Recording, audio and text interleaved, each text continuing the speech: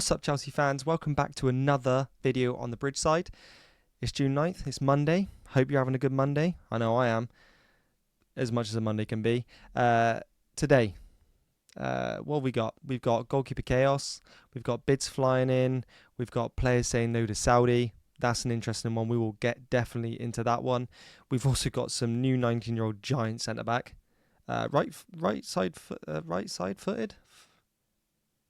Right-footed side centre-back, who's already signed. We completely forgot about that one, little player from Strasbourg. So let's get straight into it, shall we? Boo, boo, boo, boo, boo. What the f*** is wrong with me? Right, let's talk about Jamie Gittins for a quick second. We've got ourselves a 19-year-old centre-back. I can't talk today. Why can't I talk today? There's something on my mind? Am I having a meltdown? What the hell is going on? Right, let's talk about Jamie Gittins, okay? The 19-year-old left winger from Dortmund.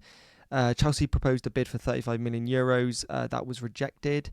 Then there was loads of talks coming out that they wanted 50, 60, 70 million euros, but it turns out they only want 40. Now, obviously, in football terms, 5 million euros difference is not that big. So you'd like to think with the new proposed offer that Chelsea can just scrape about 5 mil. Because I'll be happy if they do. I know you guys will too. You know, this kid's rapid. He comes in off the left. I'd love to say he offers what Sancho did, but let's be honest, that wasn't exactly great. I think with Jamie Gittins, I think it's going to be exciting. I think a lot of people are putting him down. I think I'm going to say it here, I think he's going to be really one of our most outstanding players next season. That's how confident I am, because someone has to be, and I don't mind looking like a mug, so that's absolutely fine. But yeah, this guy's already agreed a 7-year deal with us, so personal terms are not a problem. It's just getting the club-to-club agreement, and I think if we don't hear something today, I think it'll definitely be a tomorrow. I think with him, I think that's a done deal now. So let's get on to it. Maignan, the 29-year-old keeper from AC Milan, 6'3". Chelsea are putting a new bid. I've seen whether it's between 15 million euros to 18 million euros. Now, there's been some reports that there's actually been an agreement now. So I think it's just a case of a here we go from Fabrizio Romano or any other news outlets that are that legitimate. You know, this man had a great game against Germany. I personally haven't watched it, but I've seen a lot of reports suggesting that he's had a good game. So it'll be interesting. After this, I'm probably going to go and watch some of those highlights just to see if he makes me feel a bit more at ease than he did in that Spain game.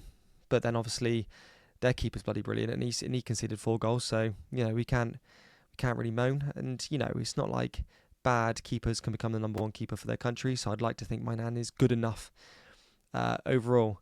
But obviously there's reports coming out now that he's actually turned around to AC Milan and said, look, if I don't go now, I'm just going to run my contract out, which is going to be Milan's nightmare. They want the money. They want to make some sort of money so they can go ahead and buy probably another keeper.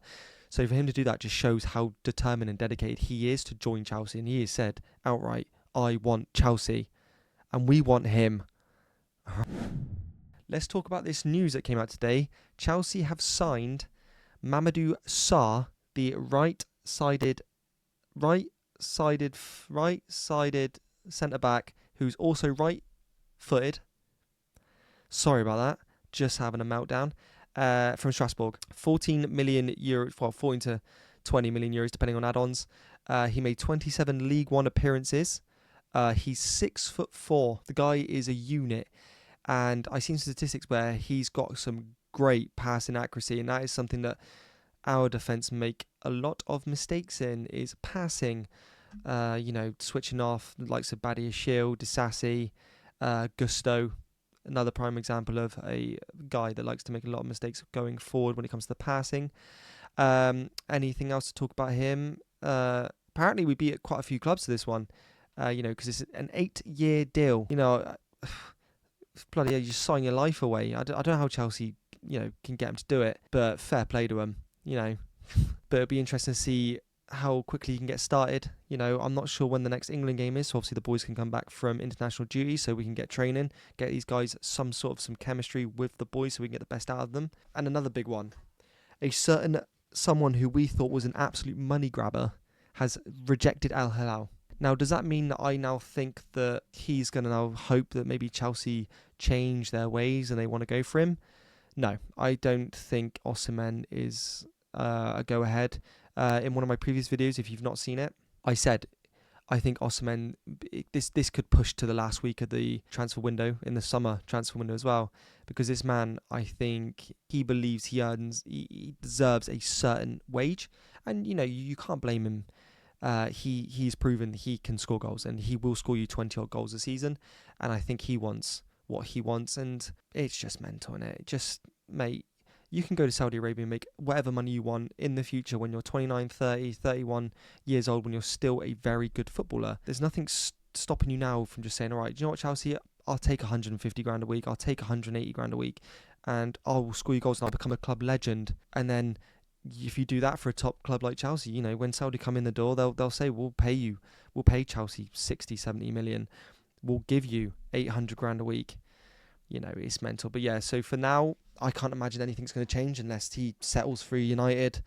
But I can imagine Osimhen doesn't want to waste his time on a club that does not have European football. So Gittins talks continue. Maignan forcing his hand. We've got Sarr locked in, which is great. Do I really see him make an appearance in the Club World Cup? It'll be interesting because from what I've seen, we've got games 4 days apart from each other.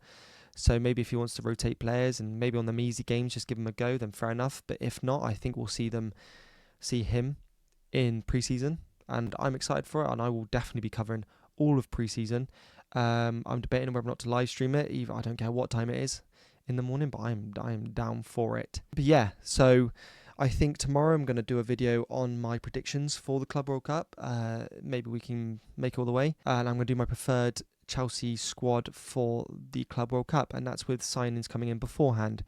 So whether I can include Jamie Gittins and Maignan, I will do my best, and Mamadou Sarr as well. So yeah, stick around, and I will catch you guys tomorrow with another video. Hopefully there might be drop 2 videos. I try and keep a transfer one every single day. But please let me know in the comments what you think about our preferred signings, the rumours. Who do you want to see as a second to Cole Palmer? What striker would you guys want to see in the Chelsea lineup next season? But yeah, so I will speak to you guys tomorrow. Peace.